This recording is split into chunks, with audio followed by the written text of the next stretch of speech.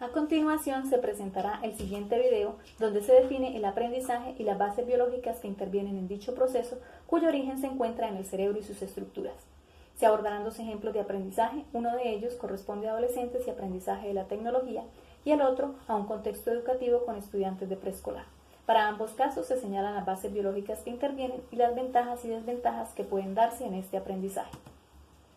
De acuerdo a Chun, el aprendizaje es un cambio perdurable en la conducta o en la capacidad de comportarse de cierta manera, el cual es resultado de la práctica o de otras formas de experiencia. Además, responde a tres criterios que son: implica un cambio en la conducta, pues se adquiere la capacidad de hacer algo de manera diferente, perdura a lo largo del tiempo, no es temporal, y ocurre por medio de la experiencia, a través de las interacciones sociales con el entorno. Bases biológicas del aprendizaje. Empezamos por mencionar el sistema nervioso central, que controla la conducta voluntaria y está conformado por el cerebro y la médula espinal, donde encontramos miles de millones de células de dos tipos, neuronas y células gliales. Las neuronas envían y reciben información a lo largo de los músculos y órganos, y las células gliales apoyan las funciones de las neuronas. La médula espinal es quien transmite mensajes entre el cerebro y el resto del cuerpo. El cerebro está compuesto por estructuras que participan en el proceso de aprendizaje, como son: corteza cerebral, responsable del aprendizaje, la memoria y el procesamiento de la información sensorial. Tallo cerebral y formación reticular, controla la información sensorial, favorece la atención y percepción. Cerebelo, contribuye en la adquisición y desarrollo de habilidades motoras. Tálamo, envía información desde los órganos de los sentidos, excepto el olfato, hacia la corteza. Hipotálamo, controla funciones corporales homeostáticas y es responsable de la frecuencia cardíaca y respiratoria en situaciones de estrés. Amígdala, participa en el control de emociones, agresividad y evalúa la peligrosidad de la información sensorial. El hipocampo mantiene la memoria del pasado, la memoria actual y codifica la información en la memoria a largo plazo. Cuerpo calloso divide el cerebro en dos hemisferios y los conecta para el procesamiento neuronal. El lóbulo occipital permite el procesamiento de la información visual. Lóbulo parietal es responsable del sentido del tacto, el lóbulo temporal contribuye en el procesamiento de la información auditiva y el lóbulo frontal es encargado del procesamiento de la información con respecto a la memoria, planeación, toma de decisiones, establecimiento de metas y creatividad, además de regular movimientos musculares. El aprendizaje se desarrolla debido al funcionamiento de los diferentes órganos que intervienen en que esto ocurra. Cada órgano, ya mencionado anteriormente, cumple su función que contribuye al desarrollo del aprendizaje atendiendo diversos aspectos que hacen parte del mismo, tanto a nivel escolar como a nivel personal en otras actividades que constituyen la cotidianidad del diario vivir. Ejemplo 1. El profesor implementa en su grupo de estudiantes adolescentes de grado octavo el uso de celular para la realización de actividades académicas.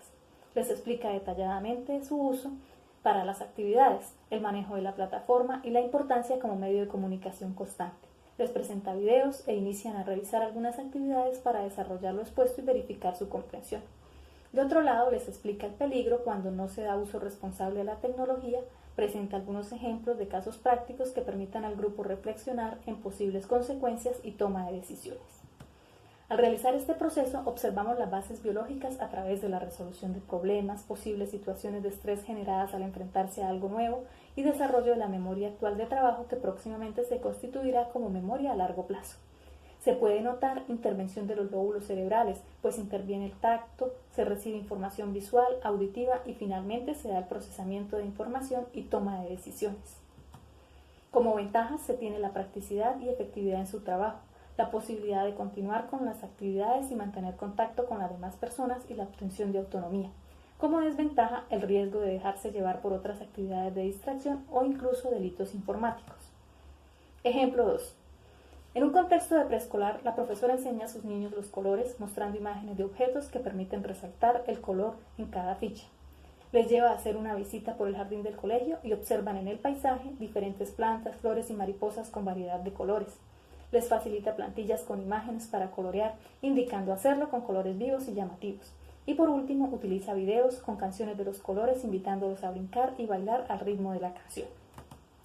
En este proceso se reconoce el procesamiento de la información sensorial, el enfoque en un solo estímulo, proceso fundamental para la atención y percepción, la adquisición de habilidades motoras y finalmente el procesamiento visual, táctil, auditivo y de movimientos musculares.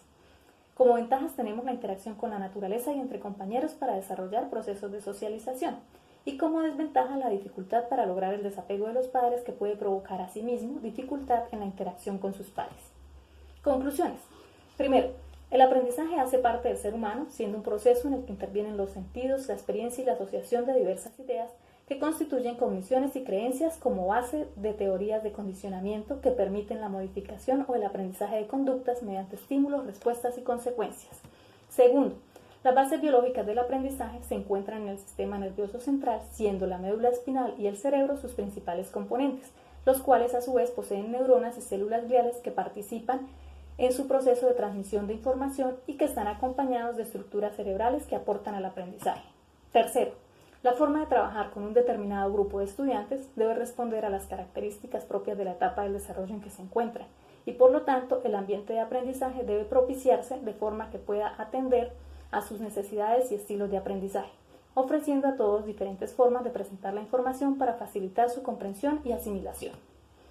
Para finalizar, teniendo en cuenta las funciones del cerebro dentro del proceso de aprendizaje, es importante resaltar los buenos hábitos de alimentación y sueño que debemos fomentar desde niños, además de evitar situaciones de estrés y ansiedad que disminuyen la capacidad de concentración y en consecuencia el rendimiento académico.